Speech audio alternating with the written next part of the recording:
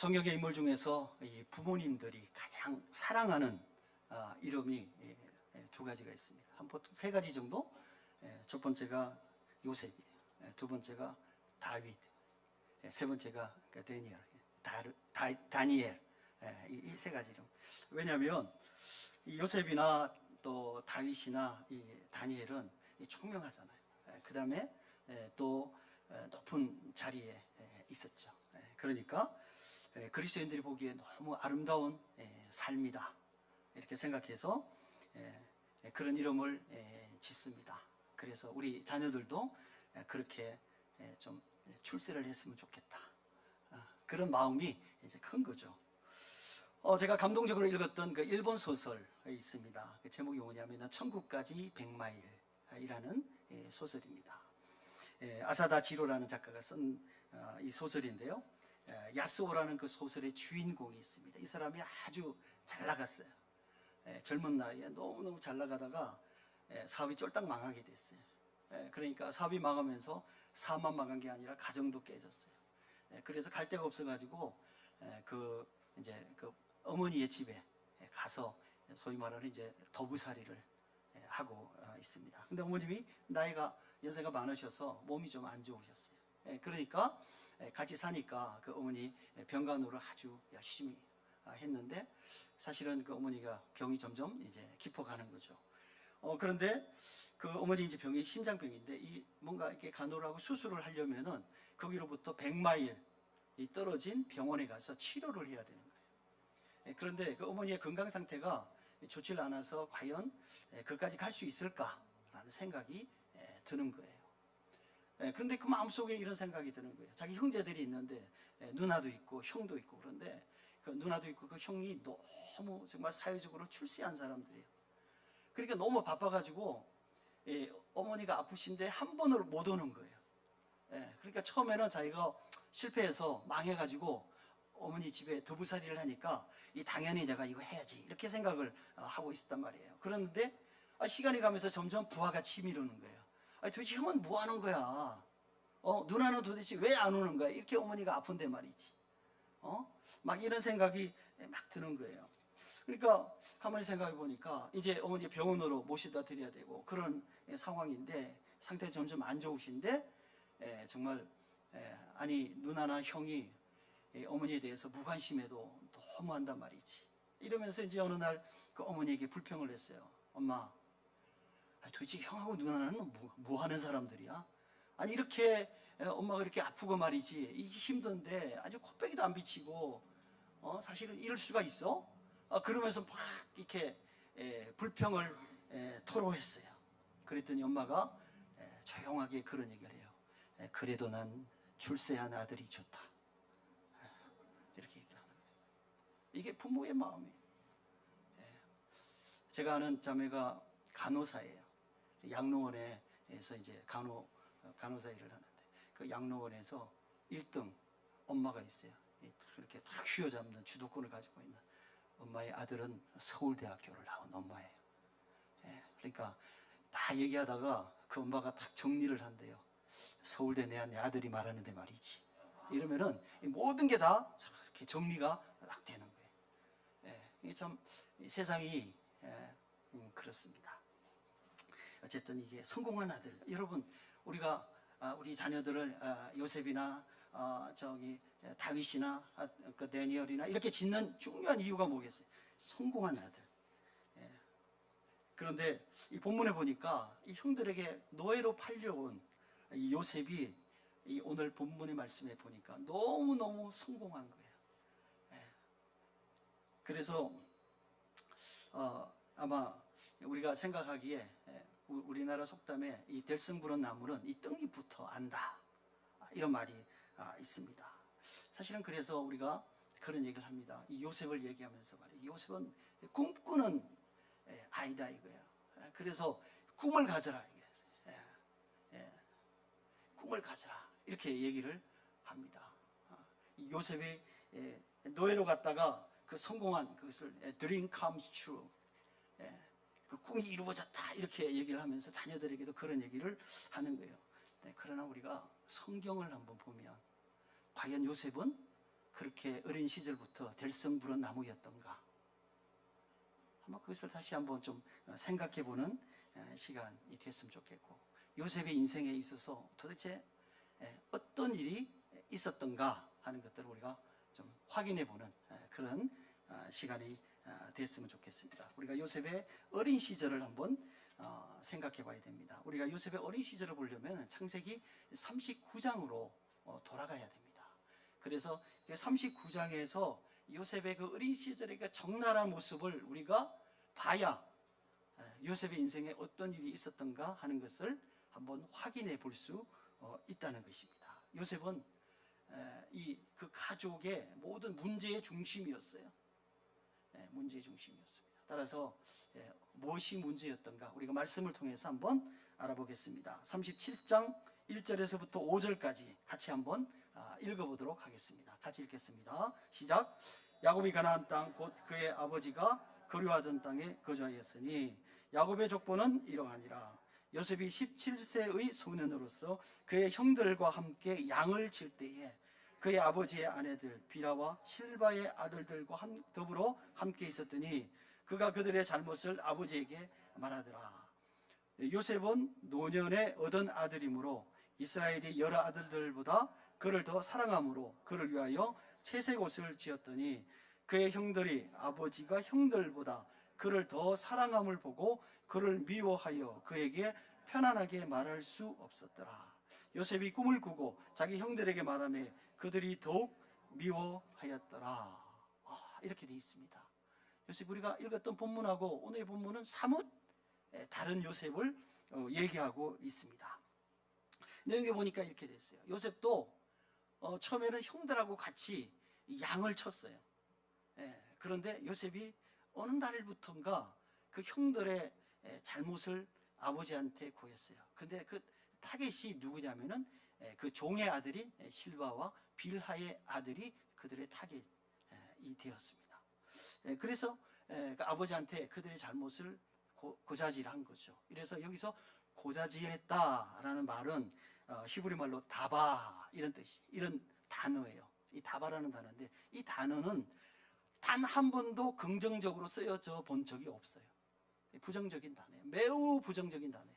그 말은 뭐냐면은 요셉이 그 형들의 잘못을 아버지한테 얘기할 때에 그냥 있는 그대로 얘기하는 것이 아니라 거짓으로 꾸며서 부풀려서 자기에게 유리하도록 그렇게 해서 아버지에게 얘기를 했다는 거예요.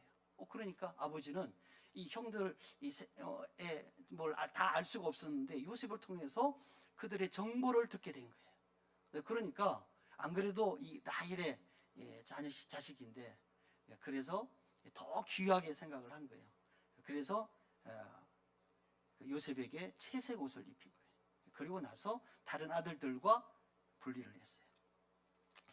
여러분, 이 요셉의 거짓말은 가정의 불화를 만들어내는 매우 중요한 원인이었어요. 그러나 요셉은 이 거짓말을 아버지의 권력을 자신의 권력으로 만드는 도구로 사용했다는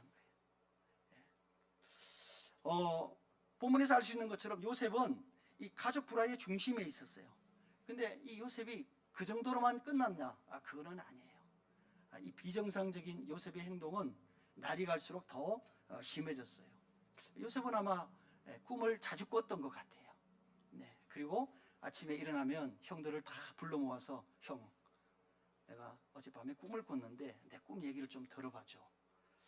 이렇게 얘기를 합니다. 성경에는 한 번만 기록되어 있어요. 여러분, 성경에는 한 번 기록되어 있으니까 요셉이 꿈 얘기를 한 번만 했을 거라고 여러분 생각하시면은 큰 오해입니다.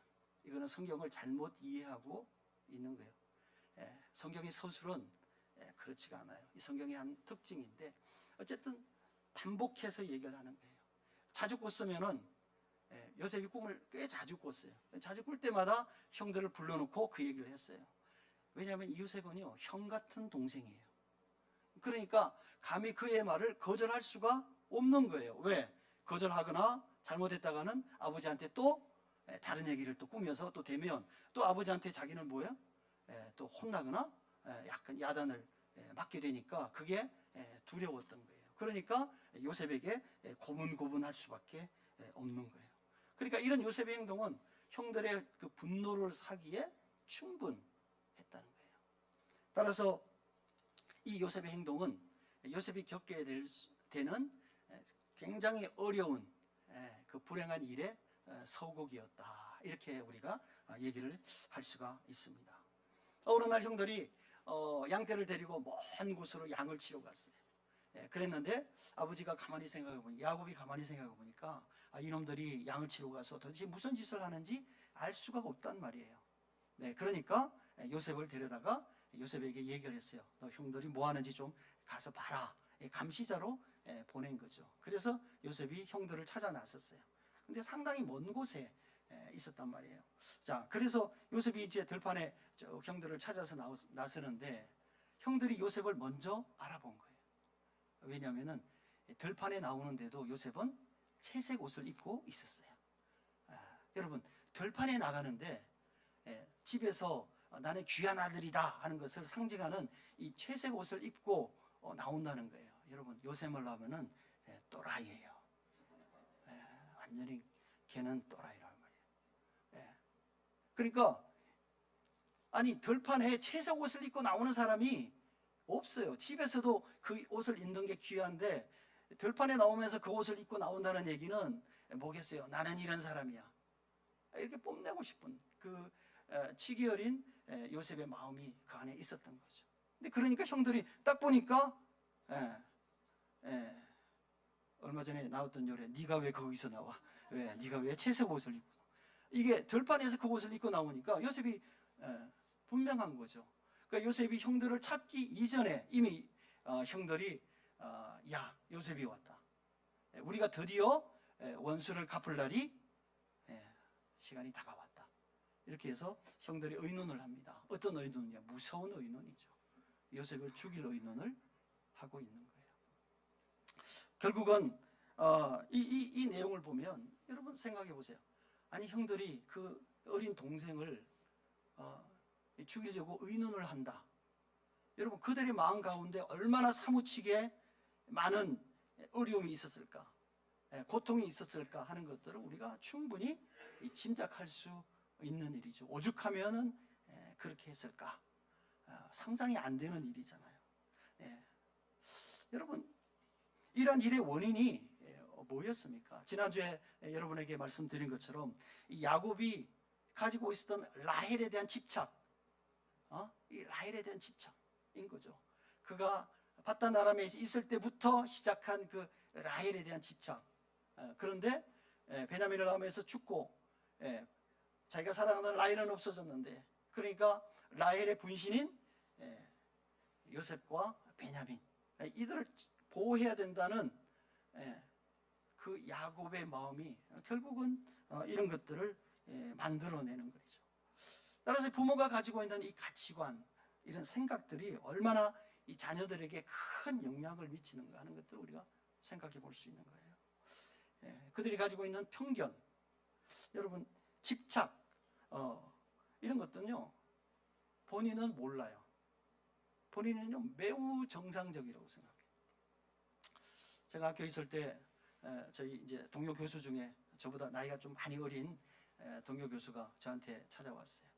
제가 저한테 좀 상담할 게 있다고 그래서 뭐냐 그랬더니 자기 애가 남자애 하나 여자애 하나 있는데 애가 초등학교 3학년이래요.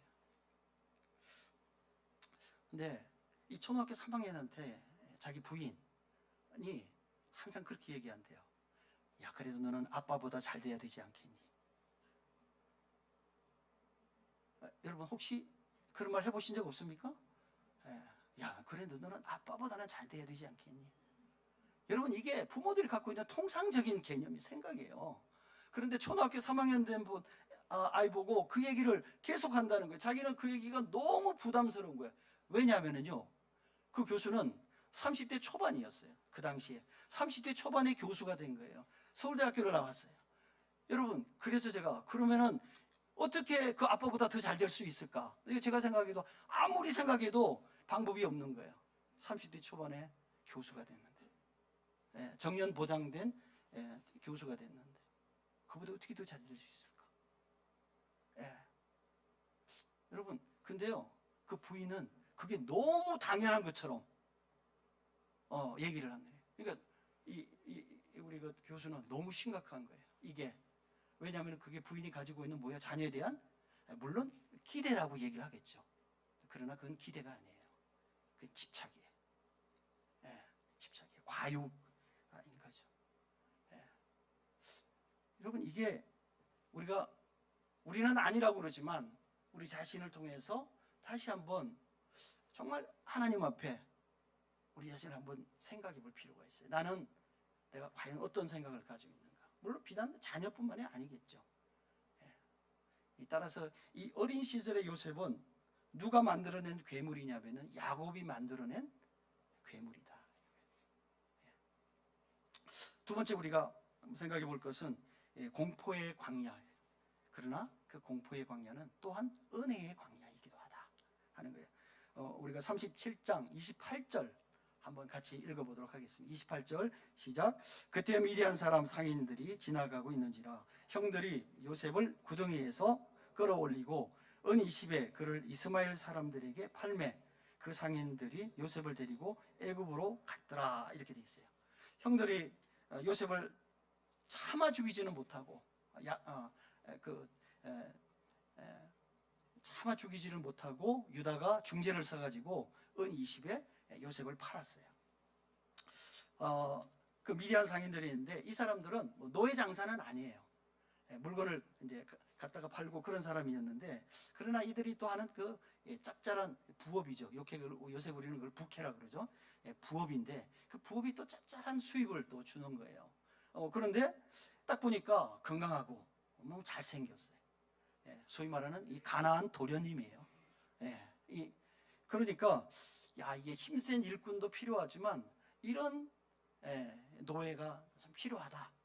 이런 노예는 힘센 노예들보다 훨씬 더 많은 돈을 받고 팔 수 있겠다라는 생각이 들었던 거죠. 그래서 이제 사가지고 이제 데리고 갑니다. 근데요, 이 노예에게는 가장 중요한 덕목이 있어요. 노예가 반드시 지켜야 될 덕목이 뭐냐면은 무조건적인 순종이에요. 무조건적인 순종이에요. 따라서 노예를 팔기 전에 소위 말하는 그 요셉이 가지고 있었던 이 자유분방한 그 다음에 이런 그 일반 사람들이 가지고 있는 그런 자유로운 생각, 마음들을 다 벗겨야 되는 거예요. 그래야지만 좋은 노예가 되는 거예요. 순종적인 노예가 되는 거예요. 제가 이 대목을 좀 읽으면서 또 기억에 나는 대목이 하나 있어요. 뭐냐면 제가 겪었던 입대해서 훈련소에서 첫날 밤. 훈련소의 첫날 밤. 우리 남자분들은 훈련소의 첫날 밤이 어떤지를 아십니다. 제가 이제 입소를 해가지고 첫날 밤에 저녁을 먹고 있는데 약간 편안한 자세로 있는데 집합이 명령이 났어요. 근데 집합 명령이 났는데 연병장이 아니고 어디냐면은 강당이었어요. 근데 강당에 처음 들어가 보는 강당이죠. 강당에 보니까 의자 같은 건 하나도 없어요. 상당히 넓은 연병장 같은 거예요. 운동장 같은 거예요.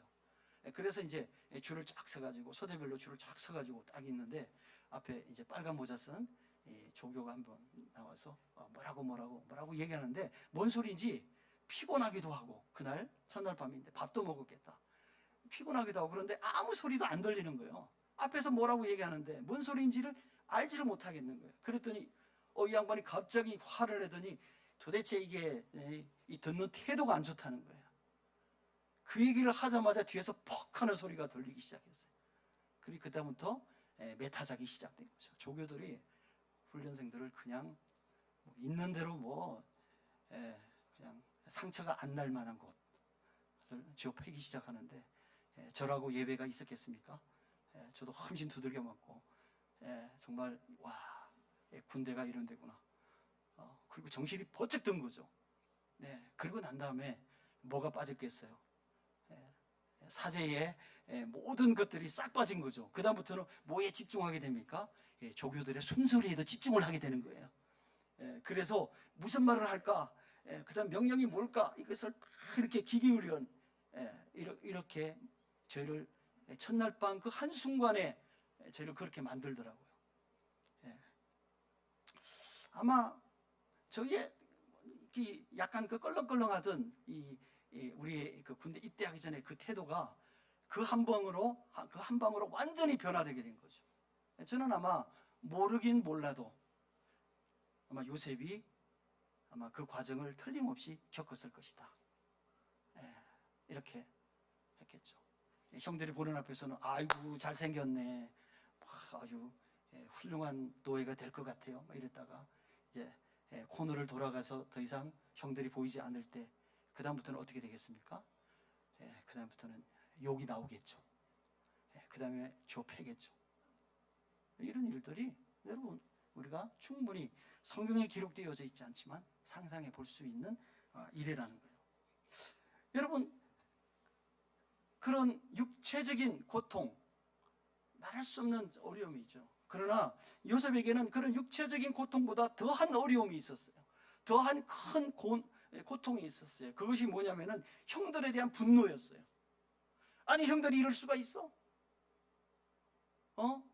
아니, 어떻게 동생을 죽이려고 해? 그리고 어떻게 형들 이 노예로 나를 팔어? 여러분, 노예로 판다는 얘기는 곧 뭐 죽는 것과 다름없는 일이에요. 그 당시에. 왜냐하면 노예라는 것은 그냥 상품이에요. 물건이에요. 사람이 아니에요.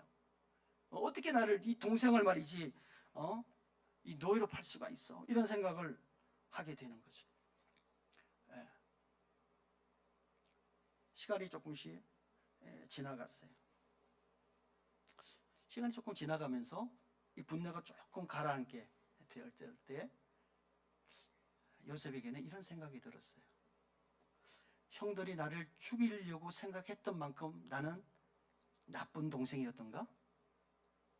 이 생각을 하게 된 거죠. 처음에는 형들에 대한 분노였지만 두 번째는 정말 내가 형들이 나를 죽이려고 생각했던 만큼 나쁜 동생이었던가? 이 생각을 하게 된 거예요. 그러니까 자기가 형들에게 했던 그 거짓말, 그렇게 채색 옷을 입고 뻐기고 형들에게 그 날마다 아침마다 꿈 얘기를 하고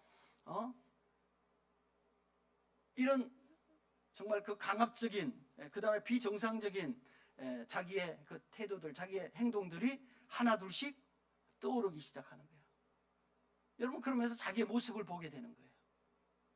자기의 모습을 보게 되는 거예요.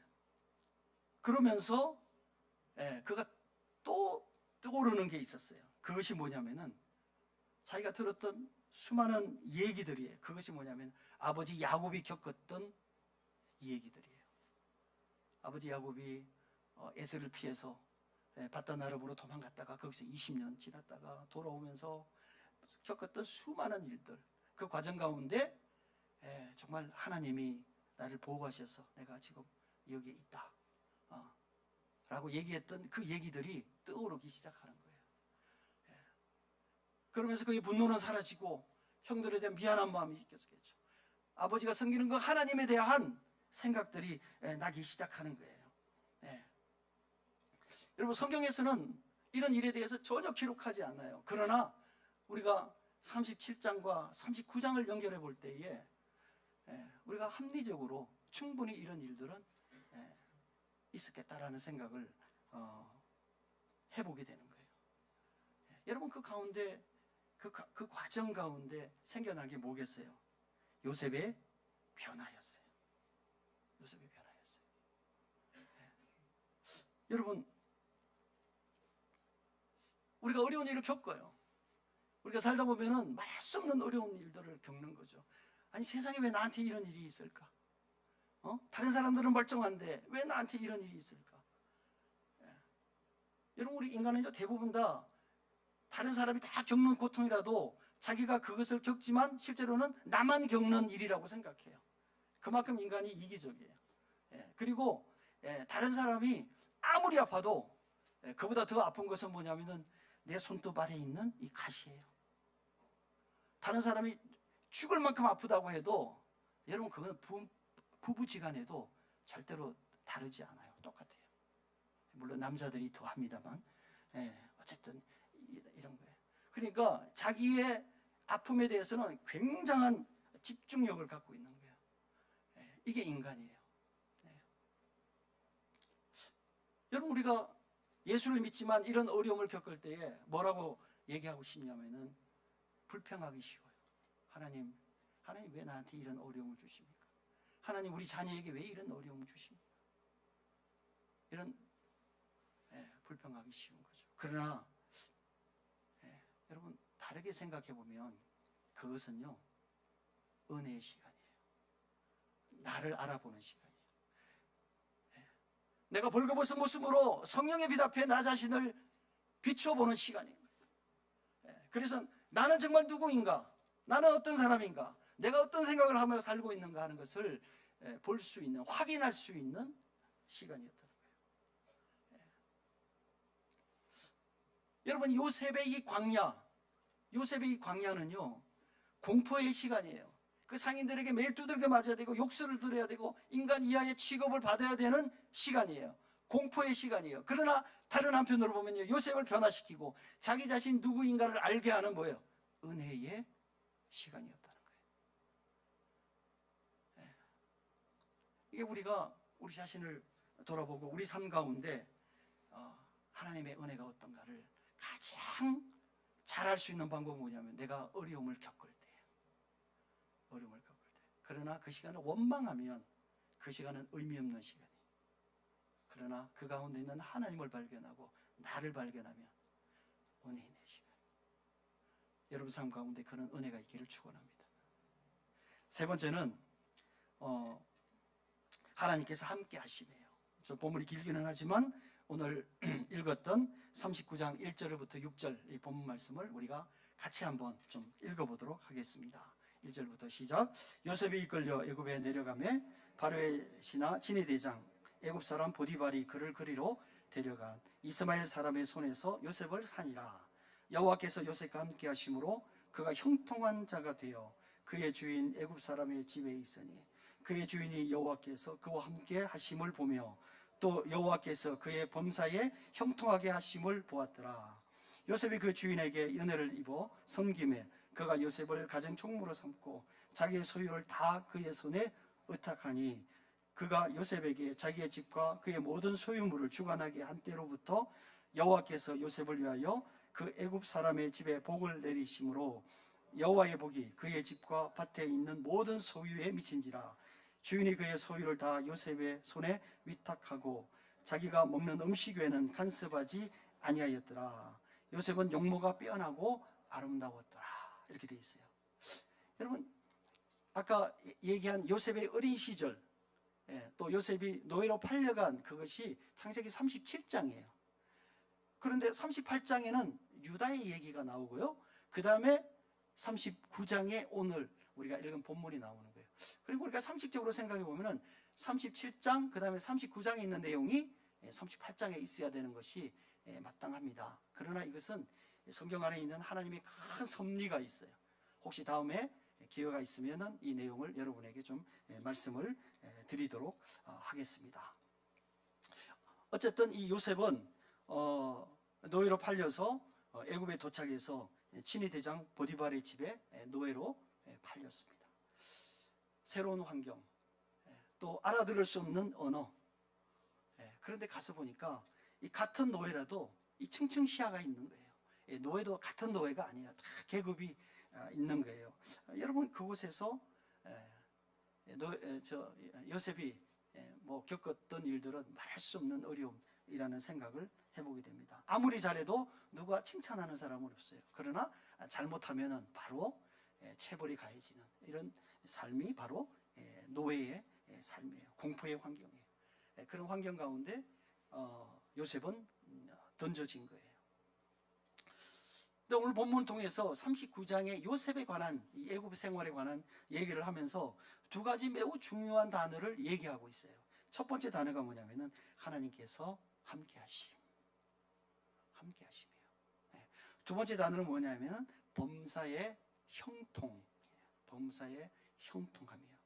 여러분, 이 우리가 크리스천들이 많이 사용하는 단어예요.